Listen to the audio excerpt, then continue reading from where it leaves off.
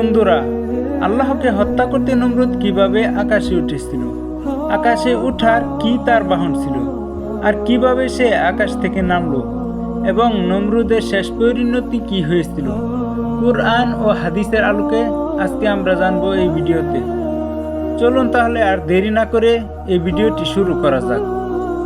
সুপ্রিয় দর্শক, নমরুদ ও ইব্রাহিম আলাইহিসসালামের ইতিহাস বলার আগে আমরা ইব্রাহিম আলাইহিসসালাম সম্পর্কে কিছু বিষয় জেনে নিই ভিডিওটি বোঝার স্বার্থে।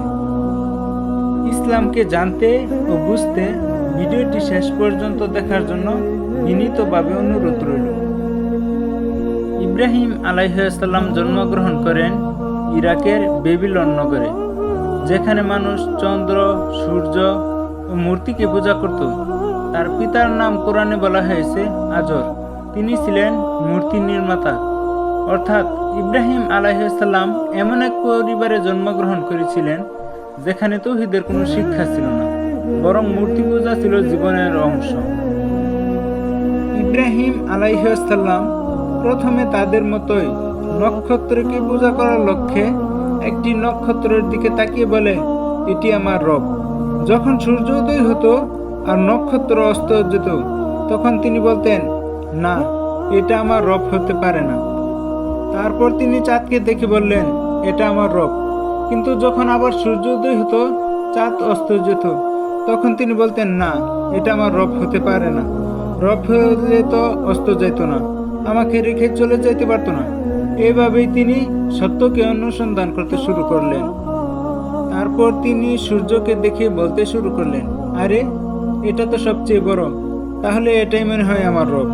কিন্তু যখন সন্ধ্যা চলে আসলো, সূর্য অস্ত গেল, তখন তিনি বুঝলেন, না, এটা আমার রব না।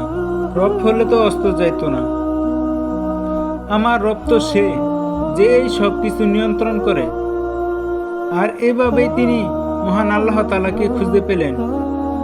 মহান আল্লাহ তাআলা সূরা আনআমের ৭৯ নম্বর আয়াতে বলেছেন, ইব্রাহিম আলাইহিসসালাম নিজে নিজে চিন্তা করে বলেছেন, আমি আমার মুখ একান্তভাবে সেই সত্তার দিকে ফিরাইলাম যিনি আসমান ও জমিন সৃষ্টি করেছেন। আমি মুশরিকদের অন্তর্ভুক্ত নই। অর্থাৎ ইব্রাহিম আলাইহিসসালাম বুঝে গেলেন ও ঘোষণা করলেন, আমার রব হলেন একমাত্র আল্লাহ, যিনি সবকিছু সৃষ্টি করেছেন এবং কখনোই হারিয়ে যায় না। অনেকেই এই রকম ভেবে থাকেন, ইব্রাহিম আলাইহিসসালাম হয়তো সত্যি সত্যি মনে করেছিলেন চাঁদ ও সূর্য তার রব, কিন্তু আসলে তিনি তার জাতিকে বোঝানোর জন্য অভিনয় ধর্মী যুক্তি দেখাচ্ছিলেন। তারা যেন নিজেরা চিন্তা করে বুঝতে পারে যে এই জিনিসটা পরিবর্তনশীল, তারা কখনোই রব হতে পারে না। রব হলে তারা কখনোই হারিয়ে যেত না। ইব্রাহিম আলাইহিসসালাম সর্বপ্রথম তার পিতাকে ইসলামের দাওয়াত দেন। তিনি বলেন, হে আমার পিতা, তুমি তার পূজা কেন করো, যে শুনে না, দেখে না এবং তোমার কোনো উপকারী আসবে না? হে আমার পিতা, আমার কাছে এমন জ্ঞান এসেছে যা তোমার কাছে আসেনি। অতএব তুমি আমার অনুসরণ করো, আমি তোমাকে সরল পথ দেখাবো।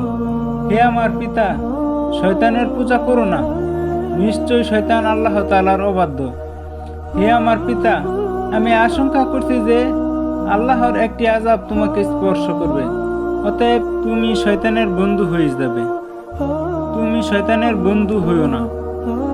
অতঃপর ইব্রাহিম আলাইহিসসালামের পিতা ইব্রাহিম আলাইহিসসালামকে উদ্দেশ্য করে বললেন, তুমি কি আমার উপাস্যদের থেকে মুখ ফিরিয়ে নিচ্ছ? যদি তুমি বিরত না হও, তবে আমি অবশ্যই পাথর মেরে তোমার মাথা চূর্ণ করে দেব। তুমি আমার সম্মুখ হতে চিরতরে দূর হয়ে যাও। পিতার এই কঠোর ধমকি শুনে পুত্র ইব্রাহিম আলাইহিসসালাম বললেন, তোমার উপরে শান্তি বর্ষিত হোক। আমি আমার পালনকর্তার নিকট তোমার জন্য ক্ষমা প্রার্থনা করব। নিশ্চয় তিনি আমার প্রতি মেহেরবান। আমি পদত্যাগ করছি তোমাদেরকে এবং আল্লাহ ব্যতীত তোমরা যাদের পূজা করো তাদেরকে। আমি আমার পালনকর্তাকে আহ্বান করব। আশা করি আমার পালনকর্তা আহ্বান করে আমি বঞ্চিত হব না। অতঃপর ইব্রাহিম আলাইহিসসালাম তার পিতা ও তার সম্প্রদায়কে ডেকে বলল, তোমরা কিসের পূজা করো? তারা উত্তর দিল, আমরা প্রতিমার পূজা করি। এবং সর্বদা এদেরকেই আঁকড়ে থাকি নিষ্ঠার সাথে। সে বলল, তোমরা যখন আহ্বান করো তখন তারা শুনে কি? অথবা তারা তোমাদের উপকার বা ক্ষতি করতে পারে কি? তারা বলল, না, তবে আমরা আমার বাপদাদাদের পেয়েছি তারা এইরূপই করত। ইব্রাহিম আলাইহিস সালাম বলল, তোমরা কি তাদের সম্পর্কে ভেবে দেখেছ যাদেরকে তোমরা পূজা করে আসছো? তোমরা এবং তোমাদের পূর্ববর্তী প্রীতিপুরুষেরা তারা সবাই আমার শত্রু, বিশ্ব পালনকর্তা ব্যতীত, যিনি আমাকে সৃষ্টি করেছেন অতঃপর আমাকে পথ প্রদর্শন করেছেন, যিনি আমাকে আহার দেন ও পানীয় দান করেন, যখন আমি অসুস্থ হই তিনি আমাকে আরোগ্য দান করেন, যিনি আমাকে মৃত্যু দিবেন এবং অতঃপর পুনরুজ্জীবিত করবেন। আমি আশা করি শেষ বিচারের দিন তিনি আমার ত্রুটি বিচ্যুতি ক্ষমা করে দিবেন। সকলের জন্য দোয়া করি মহান আল্লাহ তাআলা যেন হাসরের দিন আমাদের ভুল ত্রুটি ক্ষমা করে দিয়ে জান্নাতীদের সাথে অন্তর্ভুক্ত করেন। আমিন। একবার সবাই মেলার সময়ে মেলায় গেল, কিন্তু ইব্রাহিম আলাইহিস সালাম মেলায় গেলেন না। তিনি মেলায় না গিয়ে একটা বড় কুড়াল নিয়ে একটা বড় মূর্তি ব্যতীত সকল মূর্তি ভেঙে ফেলল। লোকজন যখন মেলা থেকে এসে দেখলো সব মূর্তি ভাঙা, তখন ইব্রাহিম আলাইহিস সালামকে জিজ্ঞেস করলেন, মূর্তিগুলো কে ভেঙেছে? তিনি বললেন, বড় মূর্তিটা এসব করেছে। তখন কারো বুঝতে বাকি রইল না ইব্রাহিম আলাইহিস সালাম এই কাজ করেছে। তখন ইব্রাহিম আলাইহিস সালাম বললেন, যারা নিজেদেরকে রক্ষা করতে পারে না তারা তোমাদেরকে কিভাবে রক্ষা করবে? তখন মানুষ বিভ্রান্ত হয়ে গেল। কেউ ইসলাম গ্রহণ করল না ঠিকই, কিন্তু তারা সত্য বুঝে গিয়েছিল। তারপর আস্তে আস্তে এই খবর রাজপ্রাসাদে পৌঁছে গেল নমরুদের কাছে। নমরুদ চিন্তা করল, যদি ইব্রাহিমকে না থামানো যায় তাহলে মানুষ মূর্তির থেকে মুখ ফিরিয়ে নেবে, অব্যাহতি নেবে। তারপর ইব্রাহিম আলাইহিস সালামকে ডাকা হলো রাজপ্রাসাদে বিচার করার জন্য। বিচারে ফয়সালা করা হলো ইব্রাহিম আলাইহিস সালামকে আগুনে পোড়ানোর মাধ্যমে মৃত্যুদণ্ড দেওয়া হবে। ইব্রাহিম আলাইহিস সালামকে আগুনে পোড়ানোর জন্য এমন এক বিশাল আগুন তৈরি করা হলো যার কাছাকাছি কোনো মানুষ যেতে পারছিল না। কথিত আছে আকাশ দিয়ে কোনো পাখিও যেতে পারত না। আর এমন স্থানে আগুন তৈরি করা হয়েছে যেখানে রাজপ্রাসাদে সবাই আগুন দেখতে পারে। যেহেতু কাছাকাছি কোনো মানুষ যেতে পারত না, তাহলে ইব্রাহিম আলাইহিস সালামকে কিভাবে আগুনে ফেলা হবে এ বিষয় নিয়ে চিন্তিত হয়ে পড়ল নমরুদ। তারপর শয়তান মানুষের ছদ্মবেশে এসে নমরুদকে বুদ্ধি দিল, রশি ও কাঠ দিয়ে এমন একটা চরকা বানাও তাতে বেঁধে ইব্রাহিম আলাইহিস সালামকে আগুনে ফেলা যাবে। তারপর শয়তানের বুদ্ধিতে ও নমরুদের আদেশে তৈরি করা হলো চরকা এবং ইব্রাহিম আলাইহিস সালামকে ফেলা হলো আগুনে। কথিত আছে টিকটিকি আগুনকে উদ্দেশ্য করে ফু দিয়েছিল। তখন জিবরাইল আলাইহিস সালাম টিকটিকিকে জিজ্ঞেস করলো, তুমি ফু দিচ্ছ কেন? তখন টিকটিকি উত্তর দিল, আগুনকে। কথিত আছে টিকটিকি আগুনকে উদ্দেশ্য করে ফু দিয়েছিল। তখন জিবরাইল আলাইহিস সালাম টিকটিকিকে উদ্দেশ্য করে বলল, তুমি আগুনে ফু দিচ্ছ কেন? তখন টিকটিকি উত্তর দিল, আমি আগুনকে আরো জ্বালানোর জন্য ফু দিচ্ছি। তখন জিবরাইল আলাইহিস সালাম বললেন, তোমার কি এই ফুতে কোনো কাজ হবে? তখন টিকটিকি উত্তর দিল, আমি জানি কোনো কাজ হবে না, তবে আমি নমরুদের পক্ষে আছি এটা বোঝানোর জন্য আগুনের দিকে ফু দিয়েছিলাম। আর সেই থেকেই টিকটিকিকে মারা জায়েজ করা হয়েছে এবং বলা হয়েছে টিকটিকিকে যে একবারই দিয়ে মারতে পারবে তার 10টি নেকি, এবং মারার পরেও যে বাড়ি দিতে থাকবে প্রতি বাড়িতে একটি করে নেকি দেওয়া হবে। জিবরাইল আলাইহিস সালাম আবার দেখলেন একটি ব্যাঙ প্রস্রাব করতেছে। তখন ব্যাঙকে জিজ্ঞেস করা হলো, তুমি আগুনে প্রস্রাব করতেছো কেন? তখন ব্যাঙ উত্তর দিল, আগুন নিবানোর জন্য। জিবরাইল আলাইহিস সালাম বললেন, তোমার এই প্রস্রাবে আগুন নিভে যাবে বলে তুমি মনে করো? তখন ব্যাঙ বললেন, না, আমি জানি আমার এই প্রস্রাবে আগুন নিববে না, তবে আমি ইব্রাহিম আলাইহিস সালামের পক্ষে আছি, এটা বোঝানোর জন্য আমি প্রস্রাব করতেছি। আর তখন থেকেই ব্যাঙ মারা নিষেধ। তখন মেঘ এসে ইব্রাহিম আলাইহিস সালামকে বললেন, হে আল্লাহর নবী, আপনি আদেশ করুন। আপনি বললে আমি বৃষ্টির মাধ্যমে আগুন নিভিয়ে দিব। তখন ইব্রাহিম আলাইহিস সালাম তার প্রস্তাব প্রত্যাখ্যান করে বললেন, আল্লাহ আমার জন্য যথেষ্ট, তিনি আমাকে বাঁচাবেন। জিব্রাইল আলাইহিস সালাম এসে বললেন, হে আল্লাহর নবী, আপনি আদেশ করুন। আপনি আদেশ করলে আমি ডানা জাপটায় আগুন নিভিয়ে দিব। তখন ইব্রাহিম আলাইহিস সালাম তার প্রস্তাব প্রত্যাখ্যান করে বললেন, আল্লাহই আমার জন্য যথেষ্ট, তিনি আমাকে বাঁচাবেন। এই ঘটনা দেখে মহান আল্লাহ তাআলা ইব্রাহিম আলাইহিস সালামের প্রতি অতি সন্তুষ্ট হয়ে গেলেন। তিনি আগুনকে আদেশ করলেন, হে আগুন, তুমি ঠান্ডা ও আরামদায়ক হয়ে যাও ইব্রাহিম আলাইহিস সালামের জন্য। তখন আগুন ইব্রাহিম আলাইহিস সালামের জন্য শীতল ও আরামদায়ক হয়ে গেল। ইব্রাহিম আলাইহিস সালামের হাতে ও পায়ে যে রশি দিয়ে বাঁধা ছিল, ওই রশিগুলো পড়ে গেল ঠিকই, কিন্তু ইব্রাহিম আলাইহিস সালামের একটা পশমও পড়ল না। যখন ইব্রাহিম আলাইহিস সালামকে বিশাল আগুনে নিক্ষেপ করা হয়েছিল, রাজা নমরুদ ও রাজপ্রাসাদ থেকে তার পুরো ঘটনা দেখছিল। তার পাশে ছিল তার একমাত্র কন্যা, সে ছিল কোমল হৃদয়ের, চিন্তাশীল এবং ইব্রাহিম আলাইহিস সালামের কথা গোপনে শোনার চেষ্টা করত। যখন আগুনের মধ্যে ফেলা হলো নবী ইব্রাহিম আলাইহিস সালামকে, সবাই ভাবলো এখন নিশ্চয়ই পুরো ছাই হয়ে যাবে। কিন্তু হঠাৎ দেখা গেল আগুনের ভিতর এক নবীন সবুজ বাগানের মতো জায়গা।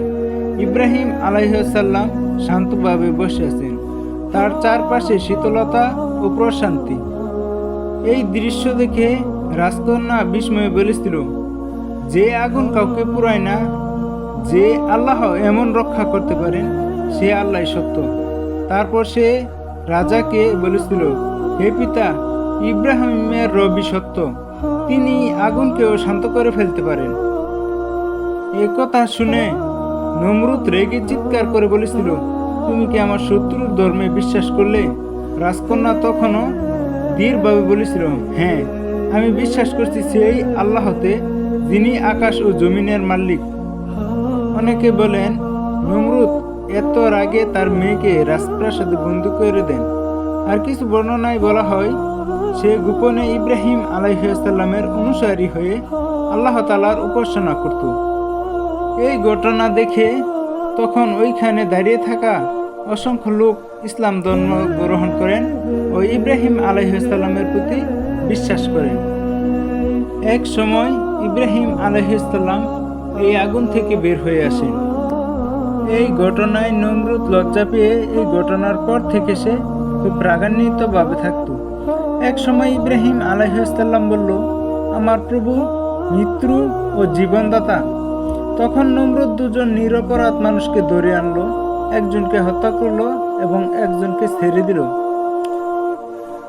সে বলল, দেখো, আমি একজনকে জীবন দিয়েছি এবং একজনকে মৃত্যু দিয়েছি, অতএব আমি সকলের রব, তোমরা আমাকে রব বলে মানো। ইব্রাহিম আলাইহিস সালাম বললেন, আমার প্রভু প্রতিদিন পূর্ব দিগন্তে সূর্য উদয় করেন এবং পশ্চিম দিগন্তে সূর্য অস্ত নেন। যদি তুমি পারো তাহলে তুমি পশ্চিম দিগন্তে সূর্য উদয় করো এবং পূর্ব দিগন্তে সূর্য অস্ত নাও। তখন নমরুদ কোনো উত্তর দিতে পারল না, বরং সে আরো বেশি রাগান্বিত হয়ে গেল। তখন নমরুদ রাগান্বিত হয়ে বলল, তোমার রব কোথায়? তোমার রবকে আমি হত্যা করব, তোমার রবের সাথে আমি যুদ্ধ করব। তখন ইব্রাহিম আলাইহিস সালাম বললেন, আমার রব আকাশে থাকে। লোকমুখে কথিত আছে নমরুদ খুব চিন্তিত হয়ে পড়ে, সে কিভাবে আকাশে উঠবে। তখন শয়তান মানুষের রূপে এসে নমরুদকে বুদ্ধি দিল, 4টি বড় বড় শকুন লালন পালন করো। তারপর শয়তানের বুদ্ধিতে 4টি বড় বড় শকুন আনা হলো। এমন একটা বাক্স বানানো হলো, 4টি শকুনকে বাক্সের 4টি স্থানে বাঁধা হলো। শকুনগুলো খুব ক্ষুধার্ত ছিল এবং খুব শক্তিশালী ছিল। নমরুদকে নিয়েই উঠতে পারে যাতে এমন বড় শকুন ছিল। শকুনগুলো যখন ডানা ঝাপটা দিত মাংস নেওয়ার জন্য, তখন ওই বাহনটি উঠত। একসময় উঠতে উঠতে কথিত আছে যে 3 দিন উড়ার পর নমরুদ আকাশে উড়ে গেল। পৃথিবী থেকে যখন নমরুদ অনেক উপরে উঠে গেল, তখন আকাশের দিকে সে তীর ছুড়ল। তখন মহান আল্লাহ তাআলার আদেশে ফেরেশতারা ওই তীরের মাথায় রক্ত লাগিয়ে দিল এবং সেই তীরগুলোকে নমরুদের বাহনে প্রেরণ করল। নমরুদ ওই রক্তমাখা তীরগুলো দেখে খুশি হয়ে গেল। সে আনন্দে চিৎকার শুরু করলো। সে মনে করেছিল যে সে আকাশের খোদাকে মেরে ফেলেছে। নাউজুবিল্লাহ। তখন নমরুদ কিভাবে পৃথিবীতে ফিরে আসবে সে বুঝতে পারছিল না। এখন এই বাহনটিকে নিচের দিকে কিভাবে আনবে এটা বুঝতে পারছিল না। তখন ইবলিস আবার তাকে বুদ্ধি দিল, তুমি মাংসের পাত্রটি নিচের দিকে রাখো এবং শকুন নিচের দিকে ডানা ঝাপটাবে, তখন তুমি পৃথিবীতে আবার নেমে যেতে পারবে। তখন নমরুদ পৃথিবীতে আসার পর আরো বেশি অহংকারী হয়ে গেল এবং সবাইকে বলে বেড়াতে লাগলো যে আমি আকাশের খোদাকে হত্যা করতে পেরেছি, আমি আকাশের খোদাকে হত্যা করে ফেলেছি। এখন আমি একমাত্র খোদা, তোমরা আমাকে খোদা বলে মানো, আমারই পূজা করো। বন্ধুরা, নমরুদের এই আকাশে যাওয়ার ঘটনাটি সহিহ কোনো কিতাবে নাই। কিতাবে বলা হয়েছে নমরুদ মহান আল্লাহ তাআলাকে হত্যা করার জন্য বেবিলন নামে একটি টাওয়ার বানিয়েছিল। আর ওই টাওয়ার খুব উচ্চ ছিল, আর ওই উচ্চ স্থান থেকেই সে আসমানের দিকে তীর ছুঁড়েছিল এবং মহান আল্লাহ তাআলা ফেরেশতাদেরকে আদেশ করলেন ওই তীরের মাথায় রক্ত লাগিয়ে দিতে। আর ওই রক্তমাখা তীরগুলো যখন পৃথিবীতে এসে তার প্রাসাদের কাছাকাছি পড়ল, তখন সে মনে করেছিল মহান আল্লাহ তাআলাকে সে হত্যা করতে পেরেছে। তারপর থেকে সে আরো বেশি অহংকারী হয়ে পড়ে এবং লোকজনদেরকে বলে বেড়াতে থাকে, আমি আকাশের খোদাকে ধ্বংস করে ফেলেছি, এখন শুধু আমি একমাত্র খোদা, অতএব তোমরা সবাই আমার পূজা করো, আমার ইবাদত করো। তখন ইব্রাহিম আলাইহিস সালাম আল্লাহর কাছে নমরুদের ধ্বংসের জন্য দোয়া করলেন এবং ইব্রাহিম আলাইহিস সালামের এই দোয়া মহান আল্লাহ তাআলা কবুল করে নিলেন। ইব্রাহিম আলাইহিস সালাম মহান আল্লাহ তাআলার কাছে দোয়া করলেন, হে আল্লাহ, তুমি এই নমরুদকে অতি ক্ষুদ্র প্রাণীর মাধ্যমে ধ্বংস করো, যার কারণে একটি মশা এসে নমরুদের মগজে ঢুকে গেল এবং তার মগজ খেয়ে ফেলল। নমরুদের মাথার ভিতর যখন মশা মগজে কামড় দিত, তখন নমরুদ খুব চিৎকার শুরু করত। নমরুদের মাথায় তখন আরামদায়ক ও নরম কিছু দিয়ে আঘাত করলে নমরুদ শান্তি পেত না। যখনই জুতা দিয়ে আঘাত করা হতো, তখন নমরুদ বেশি শান্তি পেত। আর এভাবে মারতে মারতে এই নমরুদকে একদিন শেষ করে দেওয়া হয়। আর এভাবেই অপমানের সাথে ধ্বংস হয় প্রতিটি জাতি। আর ইসলামের দাওয়াতি কাজে যারা বাধা দেয়, তাদেরও এমন অপমানের সাথে মৃত্যুবরণ করা উচিত, যেন পরবর্তী মানুষগুলো দেখতে পারে তাদের করুণ অবস্থা। সুপ্রিয় দর্শক, আমাদের ভিডিও লেন্থ একটু বড় হয়ে যাচ্ছে, যার কারণে ভিডিওটি আর বড় করলাম না।